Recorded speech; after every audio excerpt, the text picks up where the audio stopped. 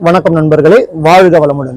ஒரு முறை தோனி அவர்களிடம் ஊடகவியலாளர்கள் கேள்வி கேட்கிறார்கள். என்ன கேள்வி என்றால், எப்படி உங்களால் அழுத்தம் நிறைந்த நிலையிலும், அதாவது ஸ்ட்ரெஸ் என்று சொல்வோம் அல்லவா, அந்த நிலையிலும் எப்படி உங்களால் சகஜமாக சாதாரணமாக விளையாட முடிகிறது என்று கேட்கிறார்கள்.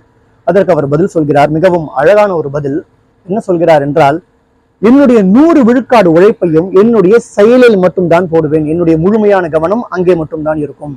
இந்த போட்டியில் நாம் கோப்பையை கைப்பற்றுவோமோ இல்லையோ, நாளை போட்டியில் என்னை தேர்வு செய்வார்களா இல்லையா, இதை பற்றியெல்லாம் நான் சிந்திக்கவே மாட்டேன். என்னுடைய 100 விழுக்காடு உழைப்பையும் கவனத்தையும் என்னுடைய செயலில் மட்டும்தான் போடுவேன் என்று சொல்கிறார். எவ்வளவு ஒரு அழகான பதில் நண்பர்களே.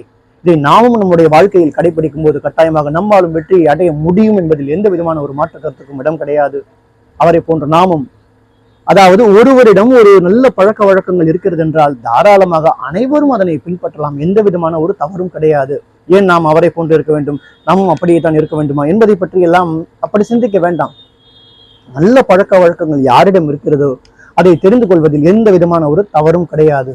அவரை போன்று நீங்களும் வாழ்க்கையில் வெற்றி பெற வேண்டும், நானும் வெற்றி பெற வேண்டும் என்று அனைவரையும் கேட்டுக்கொள்கிறேன். கடவுளிடம் பிரார்த்தித்துக் கொள்கிறேன். நண்பர்களே, நன்றி, வணக்கம், வாழ்க வளமுடன்.